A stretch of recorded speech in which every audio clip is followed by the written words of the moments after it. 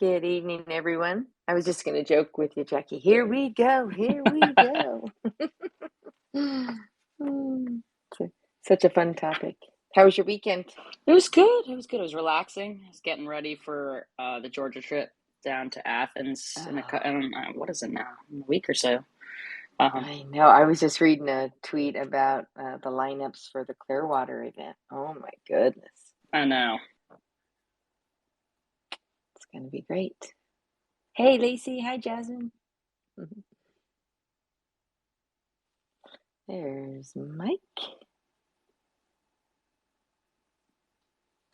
Mike, go ahead and request. And then we'll invite you to be a co-host.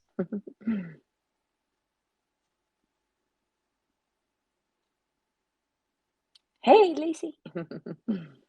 I love those little emojis. I think our whole life should just be these little hand signals.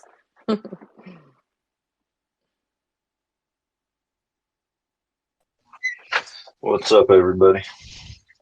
Hey, Mike. Not too much. Should have a pretty good crowd tonight. Oh, good. Yeah. More pre-registered and a lot of activity on social media. So, hey, welcome everybody. We just chit chat a little bit, let everybody get on and get comfortable, and should be a good one. I got 2 pages of notes tonight. God bless you all. It's good stuff, though. And it's my birthday month, so I've never wanted to celebrate my birthday this month, but it's a biggins. Oh my goodness, it's a biggins. Is that 25? Yeah, 29. That's a big My one. son, who's obviously now in his 30s, said one time, "Why are you 29 and Papa's 39?" Like my dad, and I go, "Because we don't change after 29 and 39." It was just a joke in our family. He finally could do the math, you know.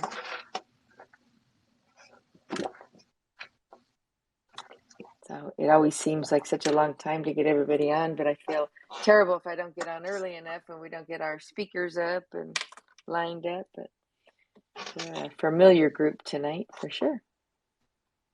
We have a good Oklahoma fan down there. A couple now who just trickled in, but Bester, Evan, some solid Oklahoma people that I know. So good people in the room today. All right. Well, thank you, Jackie, and welcome everybody.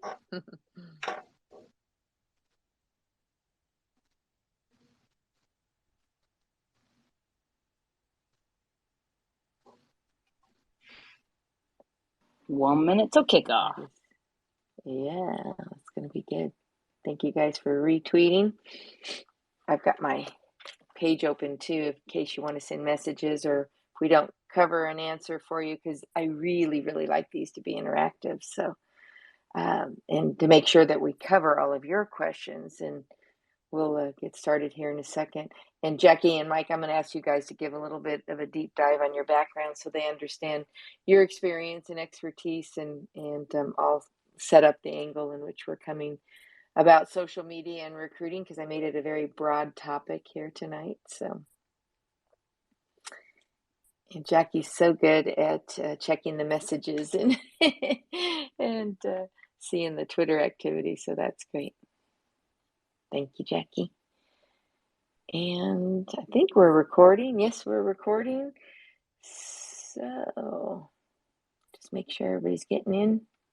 Last week we had a great audience. I see some of you repeats here, so we appreciate your loyalty and support. And it is 8 o'clock Central Time. And if you don't know, I also post these recordings up on our collegiatesportsadvocate.com webpage. You can go to media. You can see all of our Twitter lives. You can see all of our podcasts that we've done in the past. We've kind of had a little slowness in our podcasts kicking off this year, just getting timing and our guest speakers lined up in order to do some of it. And now it's softball season, so it's always hard to find the time to record it. But I am Sherry Naudine. I'm the owner of Collegiate Sports Advocate, clearly the #1 recruiting service for softball in the country. Nobody comes close to our ratio of commitments and results. And we have a very unique angle. We stay with them until they graduate college. So you'll hear our passion, but we're far more passionate about finding the right fit and doing number one, what's in the best interest of the student athlete, even though we do represent teams. And you're going to hear us talk about some of the teams and some of our social media strategies that we have here tonight. But I wanted to give you a little bit of a deep dive on my own personal background, which I've never done. I spent 28 years in telecom. I have a bachelor's in management and marketing, and it fits perfectly. I came out of sales and marketing, but out of the telecom space, and some at the very end with VAR distribution and cloud services. So I've been always very much in the technology kind of sector and the connector part. I always wished that I was the person that created Facebook, but I think that's some of the background of what I've done during my telecom say. I also own my own headhunting firm, which is very similar to what we do here. It is very much like a personal recruiting opportunity for you as student athletes. So you're going to hear us do a very deep dive tonight on social media and what works and what doesn't work and what's a natural instinct to want to do what we want to do. But we're going to talk about who the customer is and what the customer wants. So I am going to cover some very basic marketing 101 comments and setup. So those of you who are going into marketing, you might enjoy this tonight. But I'd like to introduce Dr. Jackie, our co-host. Thank you so much. Yes, I am Jackie Wins. I stem from New Jersey, so a little bit different area of the country, but I am a former dual sport NCAA athlete in soccer and lacrosse. I did not play softball in college, but very, very familiar with the recruiting process for softball. As you can see, I'm a huge Oklahoma Sooner fan in many sports and involved on the Twitter side with recruiting. Not attached to the team, of course, but definitely a big follower, supporter, and overall really invested in youth development and recruiting. So feel free to always message me your contact. And she is the best partner here. I appreciate it. She comes on every week with us and adds so much value. And then our special guest is Mike Miller here tonight. Mike, love to hear a deep dive on your background. Yeah, sure. I also have a tech background like Sherry, and I also kind of cut my teeth in the telecom world way back in the day. I did a lot of things in that world. Everything from I was a software engineer for many years. I spent quite a few years kind of at the tail end of my tech career, working with the marketing department at a large family entertainment company headquartered here in Dallas. Kind of focusing on gathering data from our customers and utilizing that to try to figure out how to better operate the business. I was also CTO for a professional softball team, the Dallas Charge. And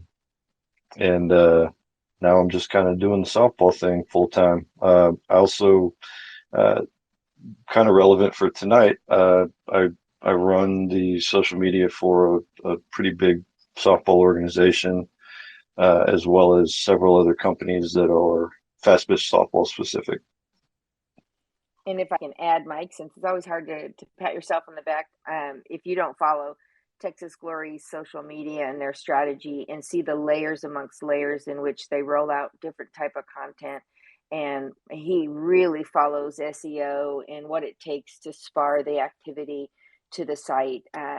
Mike's brilliant with this. I consult with him a lot. He's a great friend and partner in helping build Collegiate Sports Advocates. So I know that's a longer introduction than normal, but I thought it was important that you understood our backgrounds and why we have such passion about this topic. So this topic came about Twitter and social media and recruiting because it's so new and many of us are dipping through it. And I say dipping our toes in the sand a little bit because it's not something that has been very active in softball until COVID.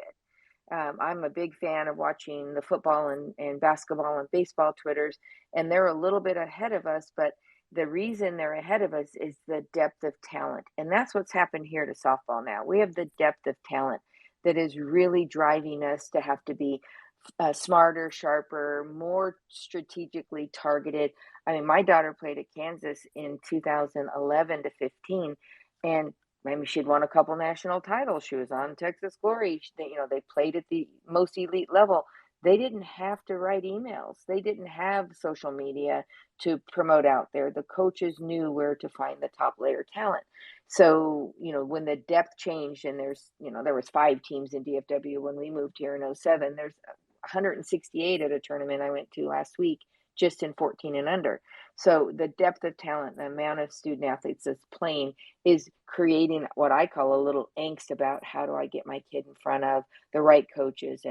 And here's this amazing tool called social media where I can just put up what I want to put up and just splash it and just see where it lands. So, we're in Texas. I apologize my pun here, but the shotgun approach. Let's just load our shotguns and shoot up the pellets and see where it lands. Well, there's some pros and cons to it that we're going to share with you tonight about what we've learned. So I'm going to give you a thought here if you're taking notes. I use a model called who, what, where, when, why, and how. And anytime we make decisions for our student athletes, which I forgot to mention, we have 916 student athletes. We have 474 committed. So we are a committing machine, but our goal again is getting them through college. So making the right fit. We try to avoid the portal by all costs. So with that said, we have to dig in deep. We have to think, how do we get these student athletes in front of the right coaches at the right time? Where do we put them out? When do we put them out? How do we put it out? Why do we put it out? So when a person who's trying to promote themselves individually or even teams, I see a lot of teams doing this, and I know we have some coaches on today, and I really greatly appreciate you all being here.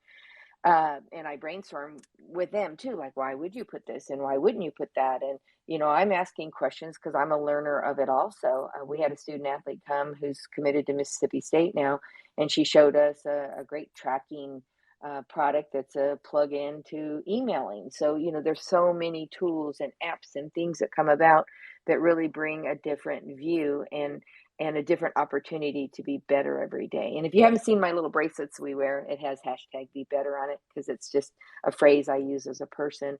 But the who, what, where, when, why, and how. So when you look at putting out your student athlete, who's your audience? Are you putting it out to the general population or are you trying to target specific coaches? And if you're trying to target specific coaches, then you got to consider them as the decision maker, right? If they're the decision maker, what do they want? Well, how do you know? And I hear this, I ask these questions a lot. How do you know what they want? Well, at the camp they told me to tag them. Well, that's not really what they told you. And if they did say it's okay to tag them, it's probably not what they want to do, or they're just trying to build their own social media, right? So that doesn't help you if you're tagging them at a camp that you just went to. And if you haven't heard our camp um, Twitter live we did last week, again, it's up on the website. You can go listen to why you really have to watch what you're doing at camps too. And you have to be so good at a camp, you don't need to post about it. You don't need to throw it out on social media. But why would you be going to a camp, taking a photo, and then tagging a coach that already went there? Isn't there a better way? Is there a coach I was talking to earlier today? I said, wouldn't it be better to, if a college coach wanted it, wouldn't it be better to email it to them, DM it to them, text it to them? If they really asked you for it, they really don't want it in a public forum, which is Twitter. They really want it directly. So is it direct marketing, right? Another marketing 101 term. I really believe in our success has come from direct, very targeted marketing instead of a shotgun shot out there to the world. Because what I've also seen in parents, man, hold on to this one, and student athletes, you're going to know it because you feel it. When you shotgun things and you tag these big superstar coaches and maybe your talent isn't to that caliber, man, the haters come out and they're mean and they say, oh my God, that girl thinks she's going to that girl. Oh my God. And it's ugly. If you haven't seen the ugly side of social media, man, hold on to yourself. You're probably not a 2024 or 2023. You probably haven't felt it yet, but it gets very, very dicey. It gets very emotional. It gets very contentious. And then here's some of the problems with the tagging is if you're tagging coaches and they're liking your posts, because I'll say, well, why are you tagging them? Oh, well, they like my stuff. But if they don't recruit you on September 1st, then how do you feel? And then here's another thought. If you're tagging coaches that one you either can play for, or maybe you're better than them, that's why they're following you, hoping to get you, then maybe it chases away the better college, right? It's called showing your hand. If you're showing your target, you're giving an indication to other schools who might just say, oh, I'm not going to waste my time recruiting that kid. I'm not in that same category, or I don't have time to go see her. You're giving them too much content. You're giving them too much information to say, hey, do I like this or not? And Jackie, I'm going to hand it over to you now, because you and I talked about this in depth, and you actually, by chance of us talking about it, ran into some things you've seen on social media that might give more content to this post. Absolutely. So this week, I don't know why, and perhaps maybe the space has sort of put my ear out to it, but there was a lot on social media of working out. So that puts a little bit of a gray area. And first off, if you're going to put a workout video out there, you have to ensure that there's a few things with this. One, that you're using good form.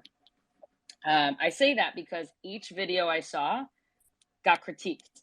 Okay. If the people from the exercise world are critiquing you and other coaches, then that means that they're already doing that. Okay. They completely bypassed what you're doing. Okay. What you're wearing. Okay. If you're wearing another school's shirt, okay, that says that there may be interest. Well, if you're not interested in us, right, that could potentially do that. Additionally, I've seen, whether it be working out in sports bras, whether that be working out in pajama pants, things like that. Like I said, this in a previous space, this is your moment as a professional, right, to really sell that ability. So when you're, it's definitely admirable to be, lifting and working out in sports and performance, 100%. But it's a time and place, even if you take a picture like with your workout trainer or whatever, and you just say that you did that, that's cool. But they don't need to see every aspect of you lifting unless you're doing something miraculous.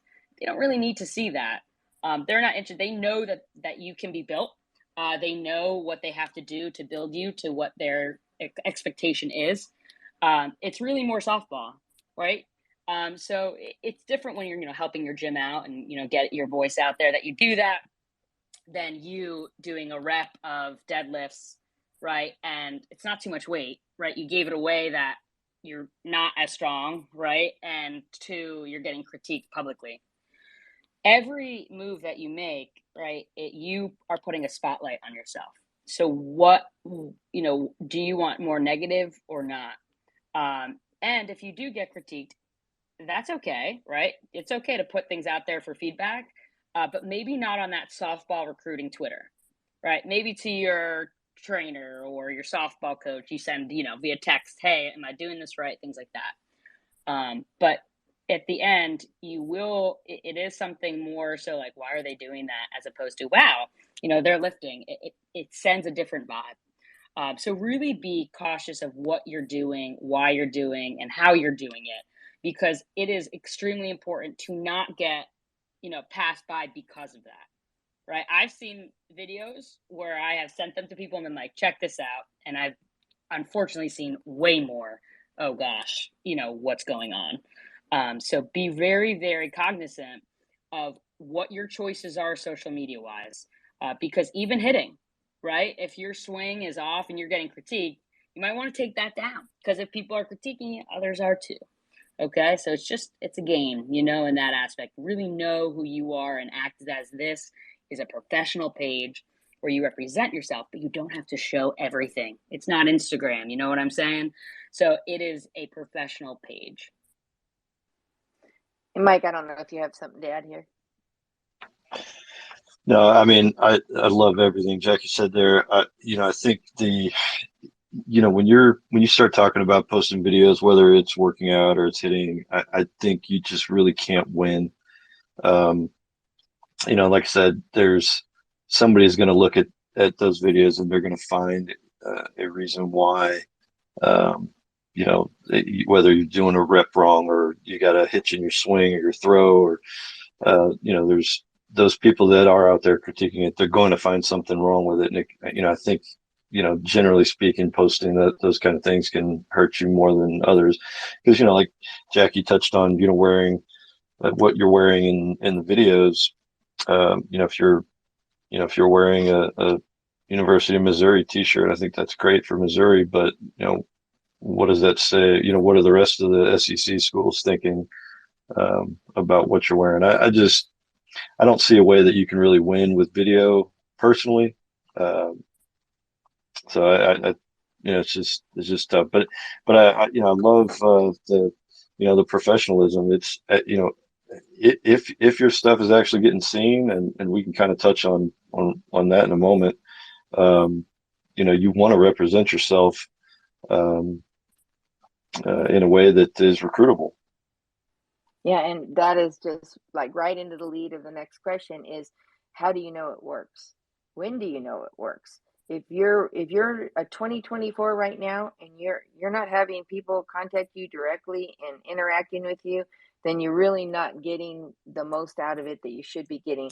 Um, there, I'll give you some feedback on what the college coaches say is, oh, less is more, right? And the whole goal of anything we do in any kind of marketing or recruiting is to get the college coaches to see you play. So ask yourself, is what I'm posting going to invite that college coach to see me play? And so I'll tell you, they usually don't like the workout programs. They usually don't like the practice swings or the pitching clinic swings, right? They're saying, take that time with your clinician and get better. Do that work with them, not to make that a marketing moment, but put it on the field and make that your marketing moment. That's the stuff that you should be promoting on social media. Hey, check out my team at the Tulsa Elite event. We just, went, 3-0, and now we're into bracket. Or hey, we lost a tough one, but boy, we had 6 home runs, and you show a picture with 6 home runs. So one thing I know Mike's organization, which is Texas Glory, does a great job is they have a layered approach as a team. Texas Glory talks about Texas Glory stuff. Then the teams talk about the team stuff. Then me as a hired partner of theirs, I then talk about the individual. So we all have a different reason why we promote in a different way. When you see my stuff, uh, mine's very individual oriented. And then, we'll tag the teams. We all tag each other to support each other, but we're not tagging coaches. I've even had some travel ball coaches say, yeah, well, we tag them as a club. I had a very good Northern California team I had a chat with. I love the Hendersons. And he said, no, we're texting these coaches directly because we have those relationships to do that. And I think that's important that you're playing with a team that has the right relationships. And if you don't, then you need help with, the what we do, which is, the heavy marketing side of it. And that's why we have the team plans. We're setting up a social media plan for each individual. And then if they're on the team, we're helping set up the team plan. So you have to say, does it work? And does it need to be public? And are you creating, like Mike said, more negativity than positivity? And how will you know? And when will you know, right? Is it going to be too late? And then a lot of times I saw a baby girl with a 2030, make me feel old, just being cute as a button. She's putting out some fun content, but it's recruiting element, right? Um, when you're young and you're not in the recruiting category yet, I would say stick with having fun and having great things around your team. But man, you shouldn't be trying to put the radar up and showing that kind of stuff. You're just not there yet, and you're jumping into the game way before. Because here's what Mike and I've seen this: you have parents, and that I can tell you that kid is not promoting her own site. You have parents that promote the kids outside of their capability. And what we see at the end is, man, the parents have a downfall, but the kid is being dragged through the constant disappointment. They know, all you kids on here, when you go to a camp if you belong or you don't. You know when you're playing against a team by the score or by your contest, whether or not you're in the same category with that team. It's just tough. And so then I've had kids say, well, I don't want to disappoint my parents. Division 1 means so much to me, but they're holding on, far beyond what would have been a more authentic fit. So the word desperate comes up. This word came up yesterday. I ran into 2 college coaches in the airport coming back from a birthday party in California. Go figure. And one of them said, man, when they get desperate and they start tagging everybody because they're desperate and they haven't done their homework to know, is that school still recruiting my class? Are they still recruiting my position? They call it barfing or white noise, or it's just clutter. I mean, they use really, really strong negative words. So, that's just daily stuff that we hear. And so when Mike is talking about seeing practice video or clinic video, it can be more hurtful than helpful. And that was one of the SEC coaches spoke at a big conference, and she said, the more you show me, the more reasons I'll have to not recruit you. I know who I'm recruiting. I know what layer they play at, and I have relationships to help me find out whether or not that kid can play for me. I don't need to see it on social media. We've had other ones say, you've deemed my social media irrelevant. I can't even look at it because you kind of hijack it, was another term one of the Pac-12 coaches said. You hijack my social media to where I don't even use it. It's not like football where they have hundreds of people on staff that are able to sort through, thousands of hits of content. And I'm not even sure they use social media in the way that the parents feel that they need to do it today. So, feel free again to ask questions. You can see the little icons at the bottom, give up your hand if you want to be a speaker. Either myself or Jackie will bring you on if you have questions. We love to interact with you guys on this because we know you have a lot of questions. And then I had another travel ball coach, and I screenshot it, and it's in one of my presentations. She said, imagine if the college coaches only tagged the players they were recruiting, like to the public. Like, how would that make them feel any more than a college coach wants to see that you're tagging 5 coaches and one's not them? So again, that's showing your hand and kind of putting it out to the public. I want to walk you through some numbers, and this will tie into high school and what you should post or not post in high school. In female softball, again, completely different than football, which is where high school really is recruited. There's approximately 375,000 registered high school players. When you take that and you realize there's approximately 25 student athletes on a D1 roster, and again, that's approximate. It could be a little high in some and actually low on others. And then you have approximately 300 Division I schools. When you do the math and divide it by the 4 classes that are there, and maybe even a 5th class, which makes it the number even lower, that's 0.0197% chance that you're going to play Division I softball. So I have not seen student athletes up there targeting Division II, Division III, NAIA, and JUCO. In fact, we saw a Division II coach make a tweet to stop sending them emails because they weren't ready for your class yet. So is your talent ready? Is your class ready? Are you in the right category and the right lane? Are you targeting a place where they'll value you? That's really, really tough to know when you're just putting together what I call, classic marketing, classic content, and you're putting out what you think they want. You got to know what they want. And that's a really, really tricky question. So, and again, Jackie or Mike, just come off mic if you want to add to what I'm talking about. Because I'm going to switch to the next topic, which is high school. In softball, it is very rare, and it depends on the state. I'm in the big state of Texas. I came from California. You didn't see college coaches at high school games. It's too far, too big, too many kids. And the problem with female softball high school is you don't typically have the depth of talent on the roster that's recruited at the same layer. So that's why college coaches recruit talent layer, or your personal talent, your team, which is your layer, where you play, which says you're playing against the top talent in the country, and then all of those things. Are you in the right shape? They're not asking they're not asking me about how much you're deadlifting. They're not asking me what your overhand throw is. They know that stuff. That's their job to know that. Now on our site, we post, photos of combines if they do it, but you got to be real careful about posting those combine numbers too. Are they recruitable numbers, or did it just expose you negatively, right? So all of this is stuff you got to think about when you're pushing it out there. Is it going to help you or hurt you? But the high school part, I get them all the time. Hey, I went 3 for 3 this weekend. It's a scrimmage. It's in high school. It's not something that's going to help you get recruited. It's so what we do is an end of season offense highlight, end of season defense highlight, very targeted, very specific, and they email specifically to where we know they can play. It is not a shotgun approach. It's not, those apps. I won't name those people out there that have those apps that just spam it all over. If you're not doing the research to know that you can play there or targeting it specifically, then that's a big miss too. So, another coach asked me today about rankings. Now, you all know I'm not a fan of the rankings, especially in 7th and 8th grade, for a recruiting purpose. If it's fun and it's great information, that's great. But it's not good when somebody says, "Will you post that I'm the 555 best kid in the country?" That's not helping you get recruited. There's a lot of politics to it. There's a lot of who's who to it.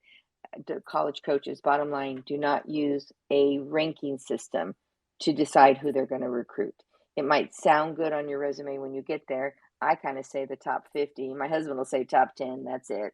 We know who they are, or we don't. It's not that big of a deal because it's not a qualified source of content to help make those decisions. That 99.9% chance they've never seen the student athlete play. What kind of ranking is that? There's not a depth of of resources out there that would help decide really amongst them. I've said until they're college committed, I wouldn't rank them because I think the college coaches, again, being the decision maker, are the people that need to make that decision, not the audience, not travel ball coaches, not the politics of the layers of the sports. So, Jackie, Mike, any thoughts? Yeah, I mean the rankings are, they can be fun, and I know the parents love them, and judging by the fact that they're still around, they're clearly willing to spend money so that they can read about them. But at the end of the day, they're not influential in terms of college recruiting. I know just in our organization, we've had several players that have gone on to play uh, at the Power Five level that didn't make those lists at all. It's happened on multiple occasions, so it's just you know it's not relevant, but they are fun, and it's certainly okay if I think you want to celebrate, and there probably is an element that makes the kids feel good. But I love what you said about the kid ranked 555th or whatever. It could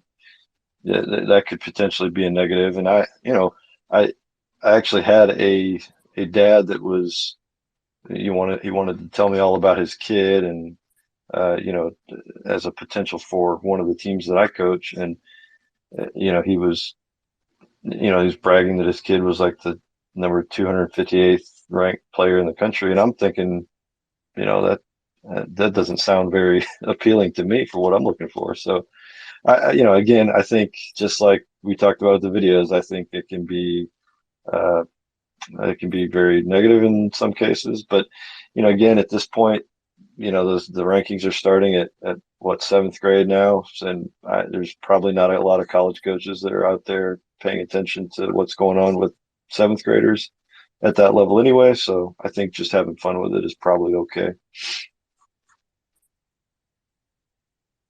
Yeah, no, it's interesting with the rankings and things like that because if you take a team, right, just because I'm familiar with Oklahoma, I don't mean to always bring them up, but because I'm familiar with that, right? There are some players within this next recruiting class for Oklahoma who are not ranked, right? And you're like, whoa, hold on, they're top, whatever in the rankings, whatever, but they still pulled some that were not ranked. So if you have your top team, right, currently in the nation doing that, right, is it hard? Absolutely. Do you have to be stellar all around? Absolutely. But I'm telling you that the ones who were unranked were not throwing on social media all crazy things, right? They were playing, they were, hard nosed in the dirt, getting better every day, and their coaches were advocates for them, right? And whatever else they did. But they didn't go through the social media aspect of things. They always had somebody assisting them. Now, is social media good for representation? Yes, but professional representation, right? And so your goal is not lost if you're not, on the rankings, right? That's totally fine. But you have to shift your focus. Where do you want to put your time? Is it worth it with everything that you have to go and drive a social media page that might be turning people away rather than just, maybe post less, but have better professionalism? You have to see where your focus lies and what you need to do to be most successful, and be more efficient in that. Because I think that sometimes there is this aspect of being desperate and trying to find different avenues to get in front of people's face. But the best avenue is playing, right? And letting your play speak and getting better, and working with your coaches. That is your avenue, right? Rather than putting, some sort of workout video and whatnot. So really focus on, what will get you in front of their eyes, tournaments, things like that, emailing them. That's better than just throwing things on social media and tagging.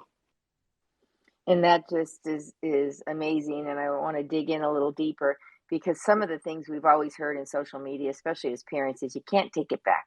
Once you put that out there, and a coach is not going to tell you they've taken you off the list. It's just not something. Even at a combine, I had a kid that wanted to play for a particular coach, and they wanted to know. And I mean, I already knew the answer was no, because they weren't coming to the games. And I had to go ask the coach, and I said, well, coach, why don't you tell them when they email you and you're no longer recruiting them? Why didn't you email them back and say I'm not recruiting them? And he's like, oh, we don't want to tell them that news. So you have to understand, they're humans, they're people. They're not going to tell you they're not recruiting you. Them giving you a heart doesn't mean they are recruiting you. The bottom line is, if they're not showing up to see you play, you need to make a shift. You need a professional. You need somebody else to figure it out, and understand where you are valuable, and figuring out, who will value you.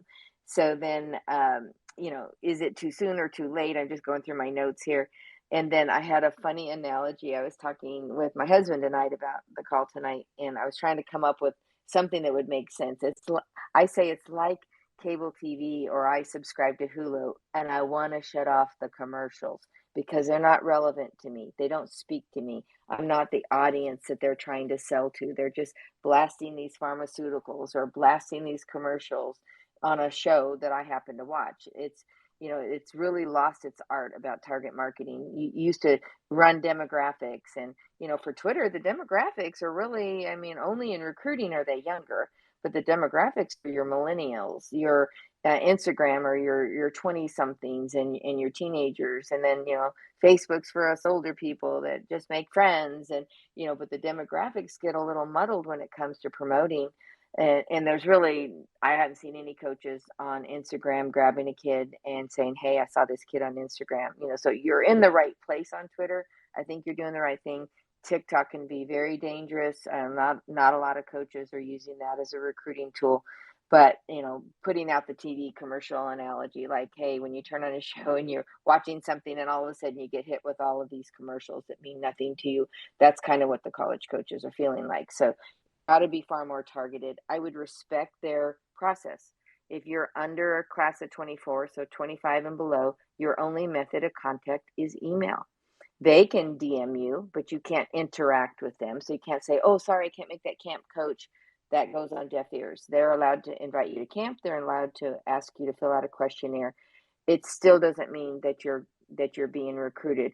They may just be following it up with a camp invite. So we already talked about camps being many, many reasons why that is or isn't recruiting. And you should go back and listen to that hour before you decide that camping is your best method, because you too have to know if it's the right one or not. Go ahead, Jackie.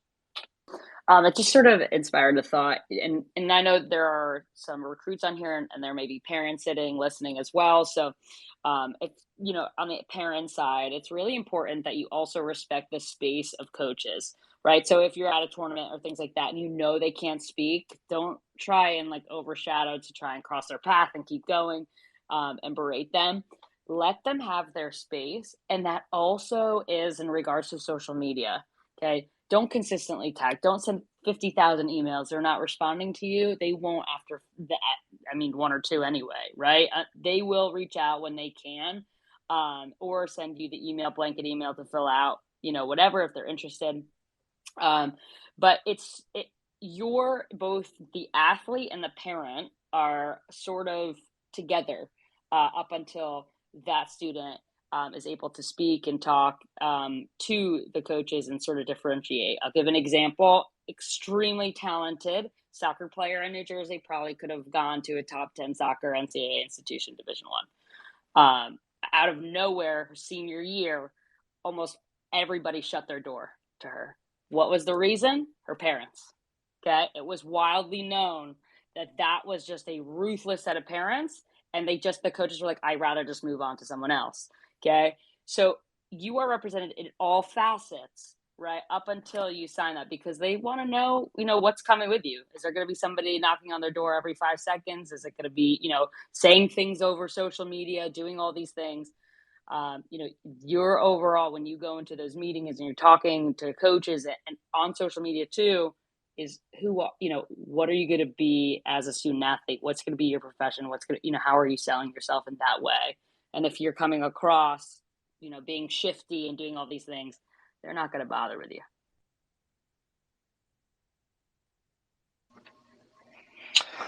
Yeah, what Jackie was touching on with the parents, just real quick. Well, let me back up. So, Sherry mentioned that you guys are in the right place, and I totally agree with that. The Facebook is the parents, and in terms of any potential recruiting opportunities on social media, Twitter is going to be where it's at. But back to the Facebook is for parents. We actually had a player that had an offer withdrawn for something that a parent did on Facebook. This is years ago, and it's definitely something that can happen. One of the things I wanted to talk about though is and I spend a lot of time on social media. I mean, it's essentially my job now, so I see a lot of these parent-run player accounts that are in some sort of an attempt to get their athlete noticed by college coaches. And the biggest thing that I see is that they're just doing it wrong. There is a lot of math and algorithms that go into how things are displayed to you when you open up your social media account. Your feed, what is going to display things that are relevant to you. Very opposite of Sherry's Hulu analogy, right? You should see things that are relevant to things that you search for on Google, or things that you talk about when you're, when your phone is on. And I referenced my previous position, doing marketing, and a lot of what we did was we took information from people's devices so that we could specifically target them to things that we felt were relevant to them. And Twitter and all the social media platforms work just like that. I actually had a player for me just a few years back, and we were talking about social media, and she told me that she never liked or retweeted anything that wasn't relevant to her. So everything that she interacted with on social media was newspaper articles that were about her, rankings, or anything that had her name in it. That was something that she liked and retweeted. And I asked her about that, and she said, I don't want to clutter up my feed, because when the college coaches come to look at my profile, I want them to see everything about me. And this is such a backwards way of thinking, for a variety of reasons. Number one is this idea that college coaches are pulling up their Twitter app and they're going out and specifically looking at a profile so that they can find players is just not how it works. I would suggest that if a college coach is specifically going to your profile, then you already have their attention. You're probably already on their list, and they're trying to find reasons to not recruit you. Kind of alluding to some of the things that Jackie was talking about earlier. The way that these social media platforms work is, at least partially, is that algorithm is looking to display things to those college coaches based off of their interests. So what you really want to do is you want your stuff to show up in their feed. Your feed isn't relevant. It's their feed that is relevant. And, there's a lot that goes into how all that works. But I mean, one of the biggest things that you can do as an athlete is um, have a lot of interaction with stuff that's relevant, right? So I would say like, retweet, comment, post as much as you can on stuff that is relevant, like, you know, stuff that's going on in your own fast pitch organization, or stuff that's going on with college softball in general, stuff that's going on with your recruiting service. If you got that, you know, if you've got a teammate that was in the newspaper, you know, comment on it, tell her she did a great job, or uh, you know, retweet it, like it, and just, you know, do as much of that as possible. And you know, I've done the numbers on this. I've done all the tests on this. That, you know, it is how it works. You know, obviously those algorithms are different for each platform, but you know, those exchanges that you have with topics and people that are relevant to what you're trying to accomplish are incredibly important to you being seen by, you know, anybody that's out there looking at stuff that's relevant to college softball or softball recruiting or fast pitch in general. And you know, the one beauty that we have is that, uh, and it may not seem that way, because I know, you know, probably most of you on the call are like me, and softball consumes your entire life. So it feels like it's everything, but in the grand scheme of things, it's a very niche market. And you know, one of the things from a marketing perspective is, you know, to have success is to try to find those niche markets. When softball, you don't have to do that; it's already there. I mean, it's a relatively small community, and if you can just play the algorithms, then you'll have a lot more success in what you put out there being seen. That's great, Mike. And I love hearing it from the business side of it. So to help educate the softballers, it's just not softball. It's actually business too, because it's the business of softball for these college coaches. So I want to bring up a couple things that I hear from the college coaches. Of course, we talked about the live. Live is 99% chance giving them something not that they're interested in. Only 1%, you know, they said, have I ever found somebody that, you know, just said, wow, I need to engage with this kid. And it was unlikely. The hesitation, this was in one of our Twitters last year with Kama, who's on here too. One of the D2 coaches said, man, it's usually a no. It's not a yes. It doesn't give me enough to tell me yes. So a lot of camp photos tagging the coaches, that's not gone off well this fall. It's just been more of it. And again, be so good at camp. You don't have to thank them publicly with a photo and a tag. And then posting the marketing mail. This one just started this fall. We're like, where did this come from? You know, they get mail in the regular mail, and it's just marketing material about the university. You might get that stuff from just doing your SAT, ACT scores. You might get that because a coach asked us for it. I know who asked for it because I'm the one providing it. So the student athlete knows it. It's just marketing information. The bottom line is, if they're not showing up to see you play, you're not on their list. So and again, the high school stuff, man, just celebrate your team, celebrate the goodness, but stay away from me and I. When you post about yourself and you post about I and me, it's less likely received in a positive light. But when you say, hey, I just want to, oh man, there was this shortstop on one of the Texas Glory teams one time that made this insane, sick little blooper line drive under me right behind the pitcher, and that pitcher put out there, man, give it up to my team when they got my back. You know, just things like that versus it's about me and it's more about your team and about a great play and everybody working together. I think it's going to go farther. It's going to come off more positive, and you can remove that red target off your back if you're not promoting your kid in a place where they can't play. And parents, you just got to be realistic. Get help from people. We're never going to tell you you can't play D1. We're going to help you understand how to get that information and how to evaluate that, and help your marketing efforts. I mean, I've got some of my student athletes online here, so that's why I'm saying it that way. But stay away from the rankings and the All-Americans and what we call, and I don't mean them gimmicks, but they are not recruiting tools. Your rankings are great. I see some of my ranking partners on here, that give you good, solid metrics. Those are great. but make sure they're good metrics, because otherwise, again, they're going to right size you. Numbers don't lie, right? I say get those rankings and build on it, and actually, build on your ability. So when you are recruitable, you've done the best you possibly can, and be the best you possibly can be. So I know a lot of times we tell you all the things not to do. So I'm going to tell you what to do, right?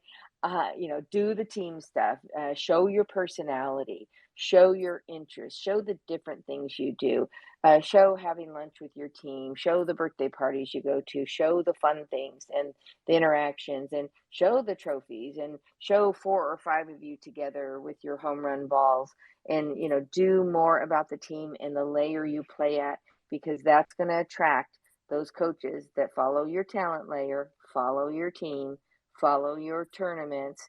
That's going to help you understand where you can play. So, Jackie, any thoughts there? Just overall, when you're using social media, before you post, ask. Like for example, feel free. You can follow me, mute me if you hate hearing about Oklahoma sports.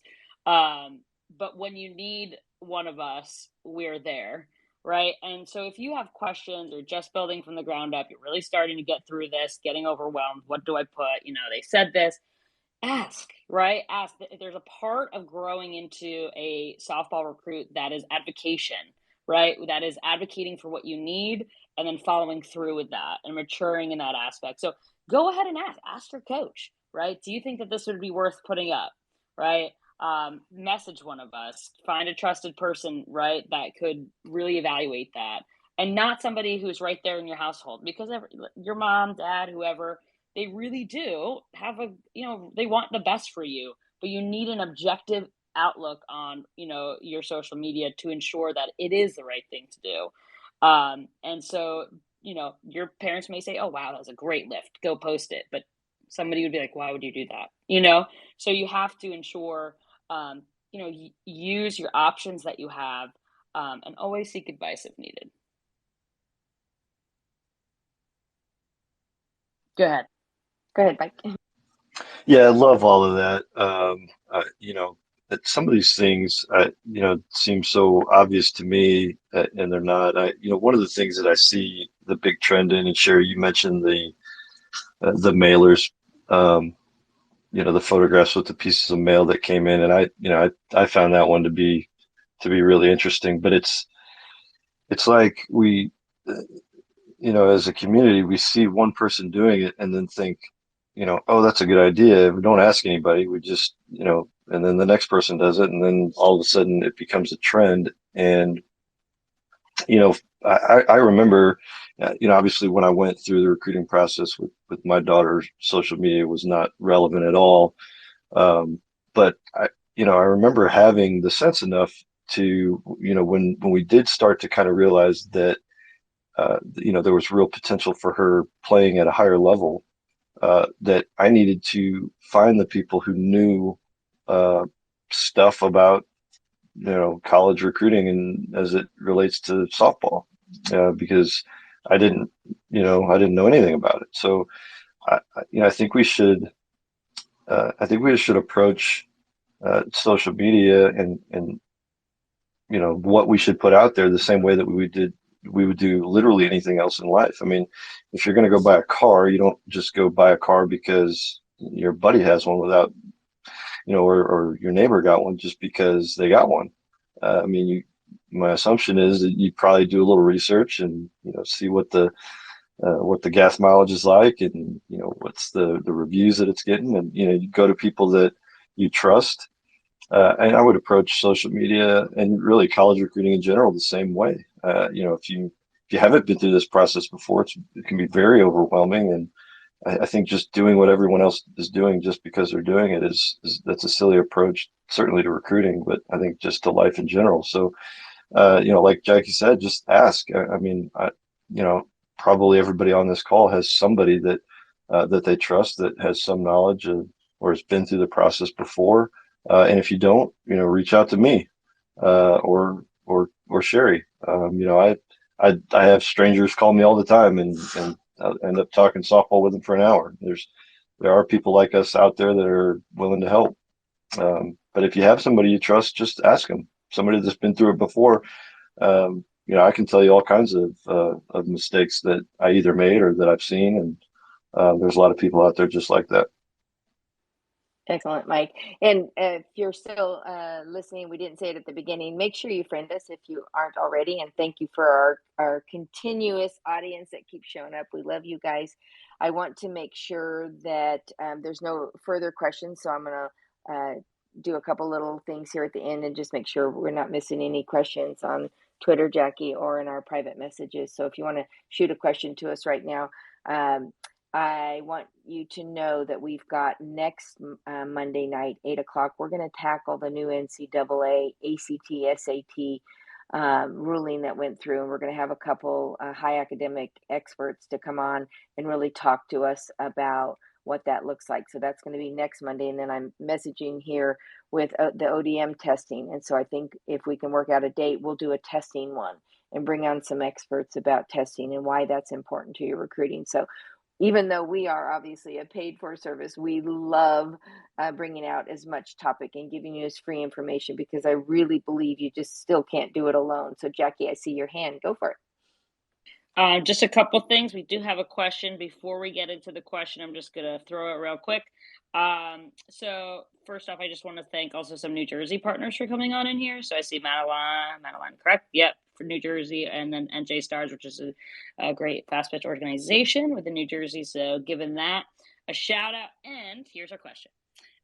Keep social media sports/recruiting specific or make it personal. Obviously, having multiple profiles can throw up a red flag. So should you keep it social media sport specific and recruiting specific, or make it a personal page as well? Great. I'm glad you summarized it because I lost it a little bit there. I am a big fan of being authentic to who you are and being you. I wrote a lot of blogs about being you, and I've got to get them up on my newer version of my website. But I think it's important to be you because then that creates the chemistry that these coaches are looking for. You can be one of the top five, amazing Power Five, top, 10 players in the country and not have the right chemistry because they don't really know you. I think it's important to know you, and you're more, and you'll always hear me this, you are more than a softball. And it's so important to know that you are and to find those commonalities and interests. I'm in the middle of working with a Northern California young lady that, just happened in her email to a coach in the Southeast about, something coming up. And he noticed her hometown on our website. And he's like, I'm from the same hometown. I mean, come on. That's why you have to have those kinds of landing pages with a website that gives a little bit more substance. So when you'll see our model, we're always throwing you back and forth between Twitter. Our student athletes have a link back to our page links back to Twitter, because you want to cross pollinate that content and always have a place where a coach can get whatever they're looking for, right? If they only want to see softball, they can see that.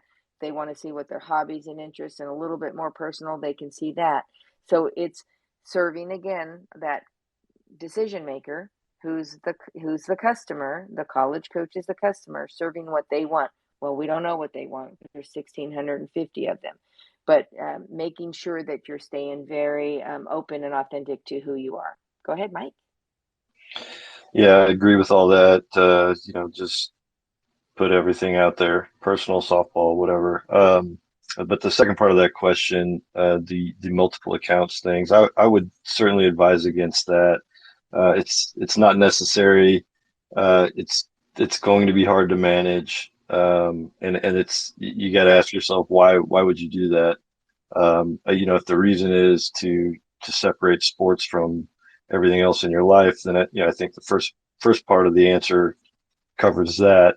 And the other thing, and this seems a little bit less common than it was several years ago, but the secret accounts that kids will have that are separate from their quote unquote main accounts that are generally locked, stay as far away from that as possible. I think that's just a red flag. And the coaches will find it. All the players think that they won't. They do. They know how all this stuff works, and they will find it. And all that's going to do is throw up some red flags. So I would say one account per platform, and yeah, mix it up. the colleges, generally speaking, I don't think are just recruiting your ability to play softball. They're recruiting, a lot from a lot of other aspects. And I think, uh, who you are is really important. I just wanted to jump in because I know the kids in here are going to laugh. But at least in New Jersey, they call those fake profiles like Finstas, different. And let me tell you, may not be even the college coach who initially finds it, but it can be somebody who may not have your best interest in mind, who may send it knowing you're getting recruited. Okay, so you have to ensure, like I said, everything's got to be locked down. You have to really understand what you're putting out there, because it can be ruthless. And if someone doesn't have your best interest, that is something that they can send, especially if it's public, especially if it's out there. People make fake profiles to get into whatever and see whatever they need. So, really, really take that into account.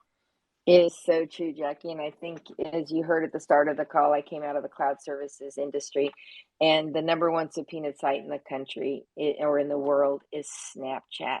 And I always ask the student athletes, what's the purpose of using it? Why are you using it? You surely don't want a college coach to see the things you do when you think you're being private. We all know, as being parents who've had kids come through junior high and high school, what really happens on those accounts. It is criminal. It's litigious. Kind of stuff that happens on there is shocking to people like me that had beepers when we were growing up. So it is a scary thing, and there are sinister people out there also. Uh, I said this earlier in the call too. You don't really know who your friends are in this process until the end. Sometimes the people you're sitting next to on your own team are going to be the most hateful on social media. The things that are said behind your back, or when their kid isn't playing and your kid is. I mean, it gets ugly, and all you're doing is feeding the hungry lions, the raw meat when you're putting it out on social media.